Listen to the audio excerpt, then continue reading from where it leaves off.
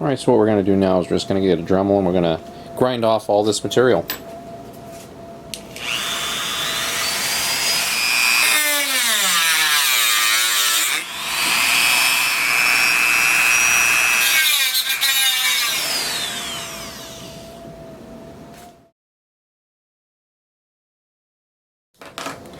Alright, so what I've done here is I've modified the stock liner. You can see how much gap that there is between the receiver legs and the stock liner.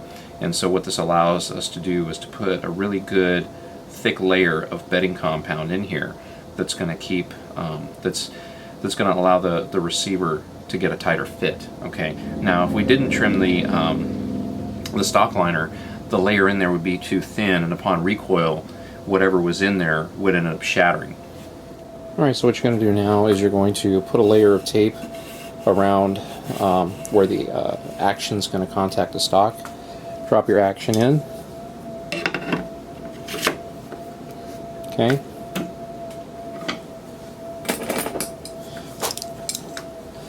Lock in your trigger group.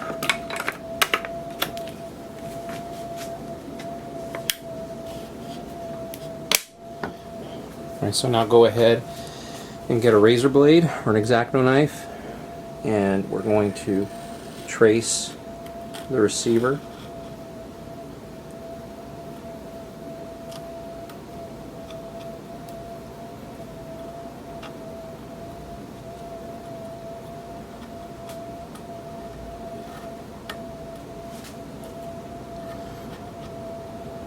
And be very careful not to bring a layer of tape up like I just did there.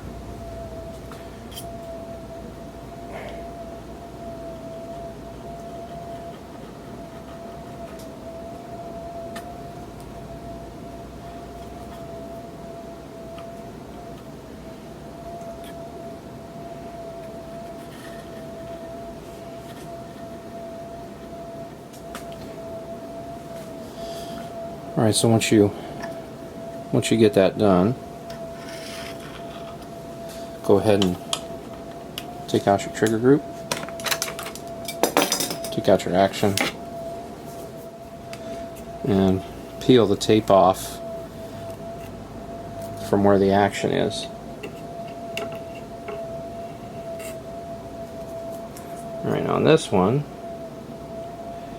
basically the action contacts the entire top surface there, because I couldn't get my razor blade under there.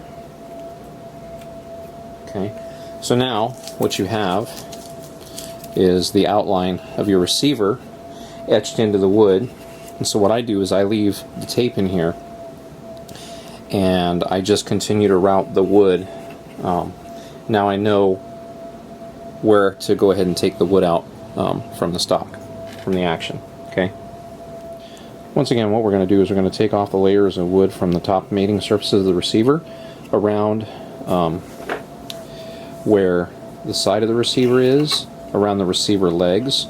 Okay, but one area we're not going to touch is this area right in here. Okay, because that area, that's what references the trigger group, and when you have the trigger group in while you're bedding, this keeps the receiver in alignment to where it is. So you do not want to disturb these vertical surfaces here where my finger is. Okay, you can disturb these surfaces up here, but you don't want to do the lower one where the trigger housing slides into, because that's going to keep the back end in alignment. Okay. And what you also want to do is you want to completely create a channel that links the bottom of the where the trigger pads, where the trigger group pads go in. Okay. Okay, so you notice the trigger pads basically made up to the bottom of the receiver legs, and so what we're going to do is we're going to create a solid pillar of epoxy that goes from the top to the bottom on both sides.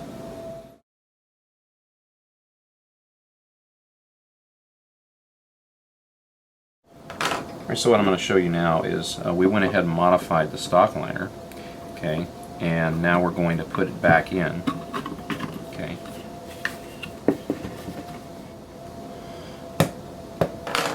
What I wanted to show you there is the channel that I made there. This allows me to join the bedding between the top of the the top area around the receiver and the bottom where the trigger group clamps in. So when the trigger group clamps in to the receiver, then everything is being sandwiched onto the same, basically the same bedding. Okay, so it's not like we're going to have bedding up here and then wood in the middle and then bedding on the bottom. Then the wood can compress and the bedding could loosen. But by routing out all that wood, okay, then what that allows us to do is join the bedding between the top and the bottom. Okay. Alright, what I went ahead and did is I put the stock liner screws in and I screwed it down all the way before I glued it in. What we're going to do is make sure that the stock liner hasn't gotten too mangled up before you glue it in, and that it's not going to hang up when you drop your receiver in. So what you want to do is get a magazine and make sure that you can fully seat it into the magazine well and move it through its range of motion. So if you can do that, you know your stock liner is going to be in good alignment. Okay, so what we've gone ahead and done now, after we routed the stock, is we've gone ahead and taped off all the areas that you don't want the bedding compound to get into. Okay, so what I'm getting ready to do here now is to bed the stock liner. Okay, so I've chopped the stock liner up and I've taped the areas that I don't want the bedding compound to stick to. So I'm going to slide it in. We're going to slather this up with some JB Weld, and then we're going to bed it into the wood stock first before we bed the action in. Also, before you start, make sure that you clean and dry the areas that you're going to put the bedding compound onto.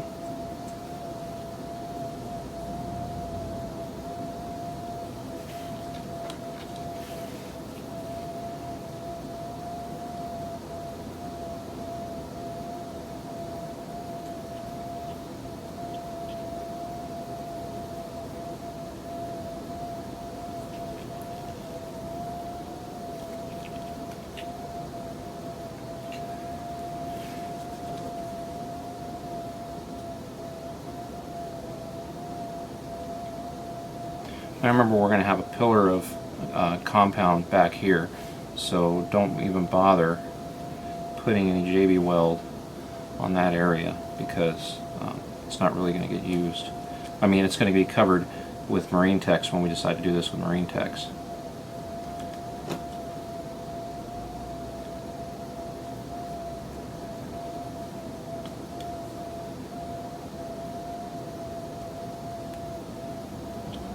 Don't worry about the top, that's going to get covered later. Okay, and again, I really suggest that you use a good set of gloves, because you're going to need them.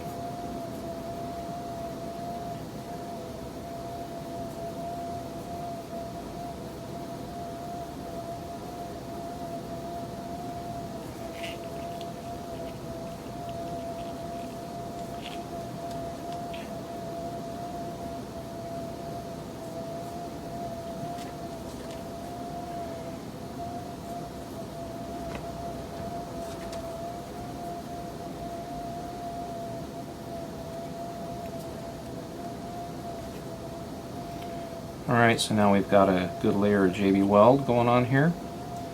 And now we're going to go ahead and put this into the stock. And I really like JB Weld. You have a lot of time to work with it. And if you need to mix up more, it's really easy to mix up more. You don't have to put anything in the oven or at least on the stovetop burner. Make sure you have some towels handy. Alright, so now you're going to slide your stock liner in as best as you can.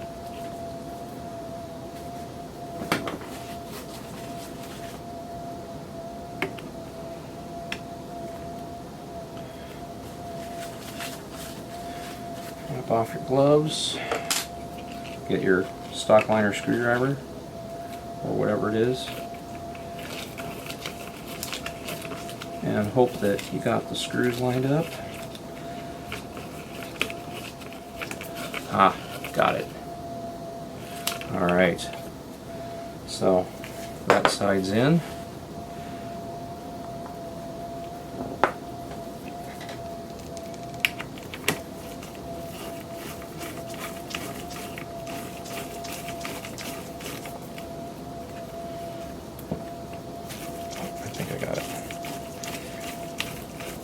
Ah, there we go.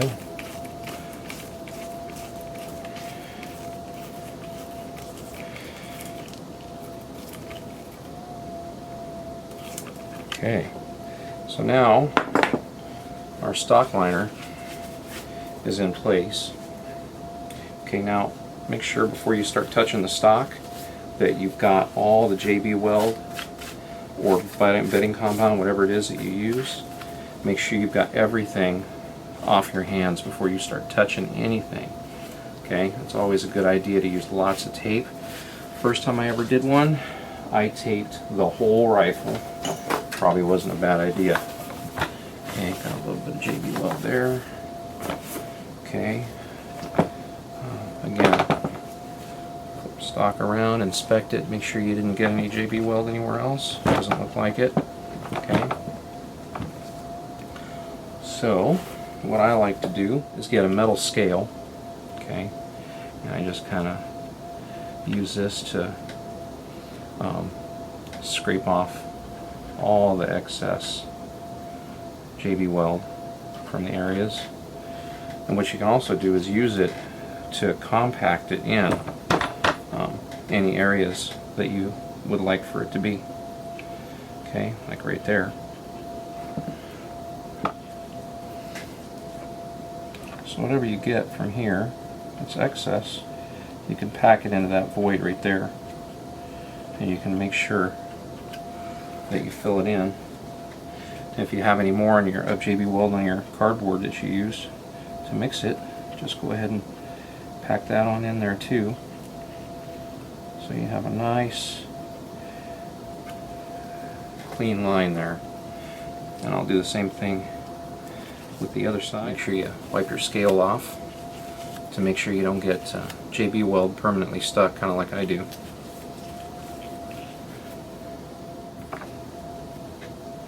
So go ahead and clean up the corners there. Okay.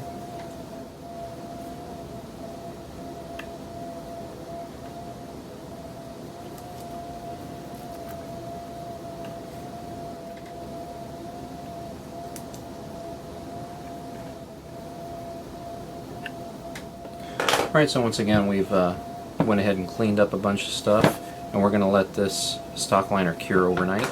Also make sure again that you didn't leave any JB Weld or let it get on the stock or anything like that, because it can or it will. In fact, I think before I bed this thing, I think I'm actually going to tape the entire stock just to make sure that I don't have any snafus. Alright, I'm going to run through a couple of things here before we start getting into the bedding. What we've done here is I put 3 layers of tape, masking tape, around the stock ferrule. And what that's going to do is when we put the barreled action in the stock to set, it's going to make sure that there's a gap between the front band and the stock ferrule, because if those two are touching, that's very, very bad. Now the other thing I've done is I went ahead and I created a fulcrum device, okay? And it's a block of aluminum, raw aluminum, that I went ahead and contoured to match the inside of the stock, and I just put some tape on it so it doesn't leave aluminum marks all over the place.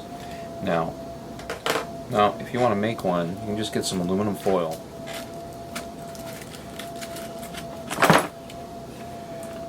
Just go ahead and get a ball there. Grab your barreled action, drop it in the stock, and compress it down, okay, so your action is seated. And then what you're left with, pull this out, is a rough model of the inside of your action. And what I did is I went ahead and got this. You can see how it has the contour of the barrel. So what I did is I just put this down on a piece of aluminum, and I just kind of traced it with a Sharpie, and then I cut it with a hacksaw, and then filed it down to match the contour of the stock.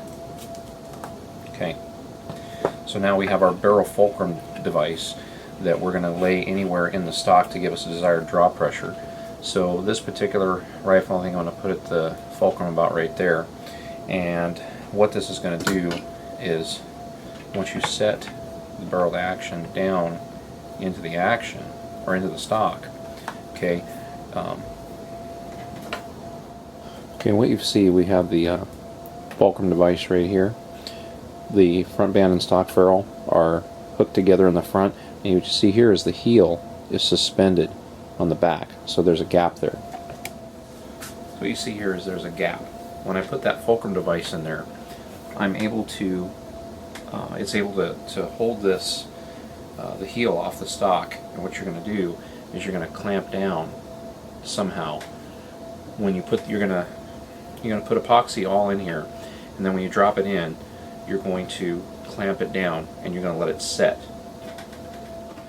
Okay, so again, when you have the epoxy in here and you drop this in there to get the final bedding job done, you're going to clamp this down and you're going to leave it like that for 24 hours to let the epoxy cure. Okay, now what you have to do is make sure that when you have your fulcrum device over here, that you have it centered so that the heel is level, and you can actually kind of wiggle this so that it repositions the fulcrum device. And what you can do is just kind of eyeball it, look down through here, make sure that that the heel is level with the stock before you actually clamp down and bed it. Okay, and what you can do is you can kind of adjust it. You can just kind of wiggle it and make sure that this fulcrum device over here kind of shifts around in the forearm, and then once everything is aligned, you push down, you clamp it for 24 hours. Okay. So what you want to do is rehearse this, because you only got one shot to do it. Okay. You might have about anywhere from 25 minutes to an hour to work with your bedding compound. So once the clock starts ticking, then you're on a short time frame, depending on the kind of epoxy you use and when it what the hardening time is. Okay, so what you want to do is you want to figure out what your optimal position for your fulcrum device is going to be. Okay, once you do, what you need to do is practice putting it in the stock and securing it. So you're going to put it down in here. Okay, again, you're going to make sure that your stock is nice and aligned, okay, is level. Okay, and what I've found buys me some time is if I clamp down on it with one of these, what I found is if you clamp down with one of these guys right here, okay, that'll clamp the action down on the stock and give you some time to basically get your other device that you need to, that's going to hold it in place. So what I have here, this was a air filter, or no, this is a battery hold down kit screw with the wing nut that I got, and a piece of scrap metal. And what I did is I cut off the excess length, and I made a hook here that's gonna, you're gonna see what I'm gonna do here. So what I found the best thing to do is to get an Allen wrench, and what we're gonna do is slide the hook into the magazine well. You're gonna slide the Allen wrench into the you're going to slide it into the scope mounting hole, okay, and that's going to allow you to tighten the wing nut down, and this will hold your receiver down. Okay, once your receiver is held in place, then you can release the clamp, and now it's set. Now what you're going to do though is you still have time, you still have room to shift this action around in the stock. Okay, so you've got to get it aligned. All right, what you need to be doing is, what you're going to do is you're going to use this exposed area, and you're going to get your tool, whatever it is that you're using to spread epoxy around it, and you're going to spread it all the way through in here, and you're going to make sure that whatever excess overflow that you push it back in, and basically pack the areas in that you can access. Okay, because you've only got one shot to do it. Once you've packed it all in, you're going to grab your trigger group, and your trigger group is what's really going to hold everything into alignment. Okay. And you're going to slap this in there, okay, and clamp it down just a little bit, and this is where you're going to get this section of wire, and you're going to just clamp the trigger guard and the safety together. Okay, so let me back up here. Right, now before you put your trigger group in, you're going to get this piece of rubber. Okay, I kind of just looped it over on itself. You can try it, make sure you try the fit. So I looped it in here, and you're going to put this around the safety bridge. Okay, and then you're going to get your trigger group, and you're going to slide it in. Now all this is happening while you're still messing with wet epoxy. Okay. Alright, so again, once you have all this set up, make sure that your receiver is going to be nice and flush down against the stock.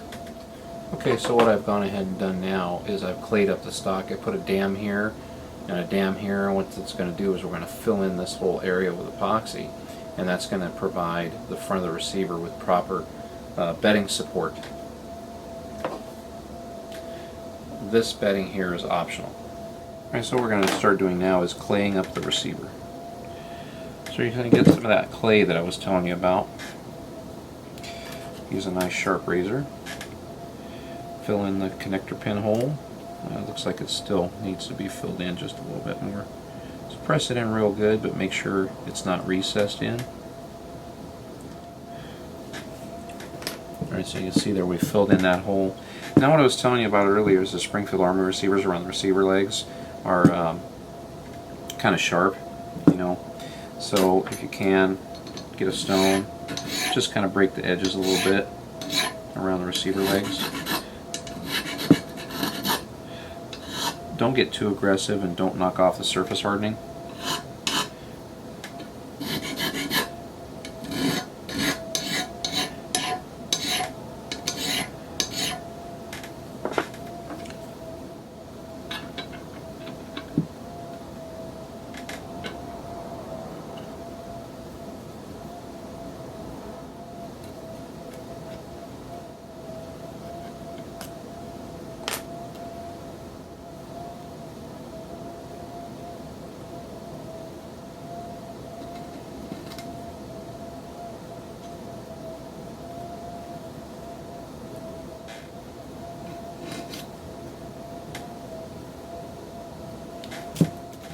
Alright, so you see how you get that clean cuts there on the receiver legs there. And then just clean up what's left.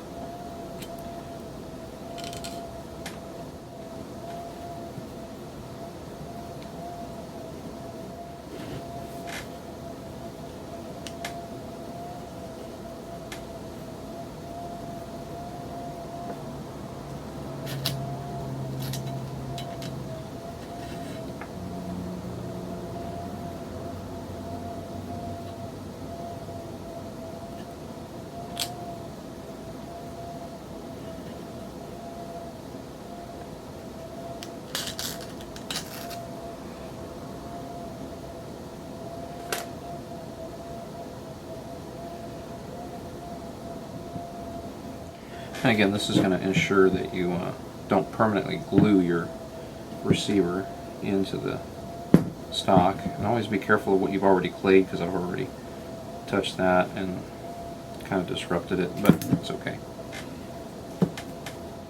Roll some up and get some in your connector pin hole.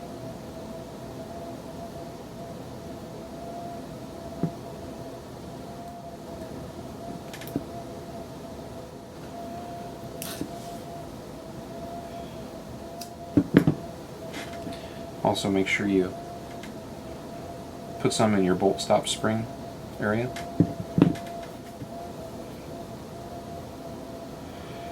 Get some in the heel area.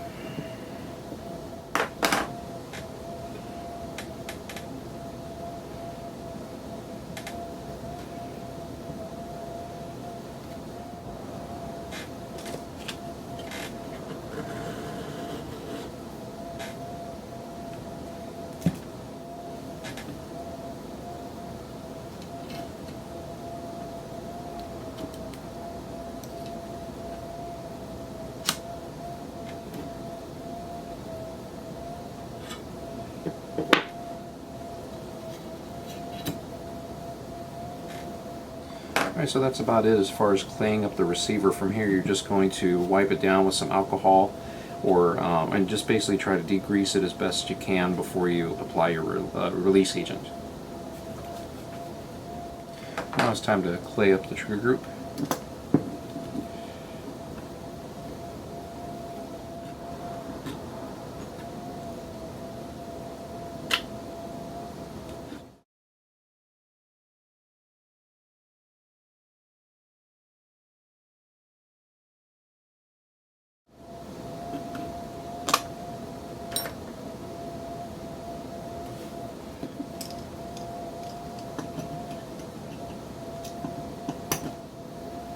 Same spot on this side.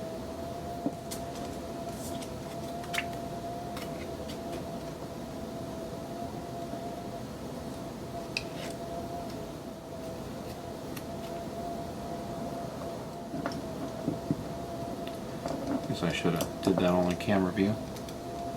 So anyway, that's what you want to do. You want to get that part right there. Want to fill in this area right here.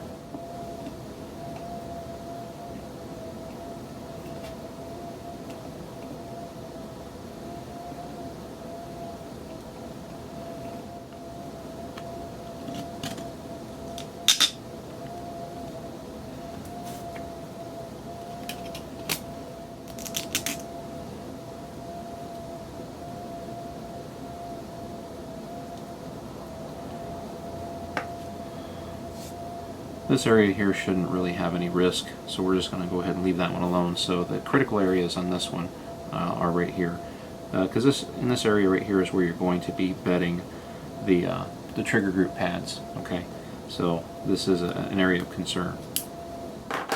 Alright, so now that you have the affected areas clayed up so that the epoxy doesn't flow in and lock your receiver into the action, it's time to go ahead and apply your mold release. So make sure that you use a good one. I use this this mold release 225. It's no longer being made by Valspar. This particular formula has been sold to Lily Ram, and so the same product under Ram 225 is what I use. Now you could use some other mold release, or you could use some neutral shoe polish and put a coat of shoe polish around the receiver, and that will stop it from getting locked into the stock.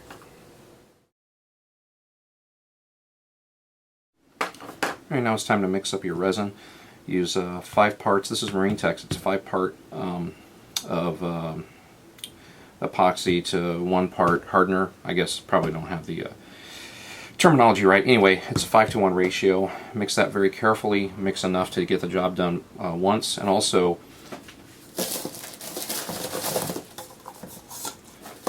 if you mix it in a Dixie cup, make sure that after you have it all mixed, you spread it out over a piece of cardboard, because the epoxy generates heat, and the epoxy cures faster with heat. So if you want the heat to dissipate, once you've got it all mixed, spread it out over onto a flat piece of cardboard so you have more working time. Otherwise, you're going to have a block of resin in your cup that you can't use. As you can see, I have some various clay working tools that I'm going to use to spread the resin out. This actually is my favorite, just a little scale. I use this one all the time to spread epoxy and such.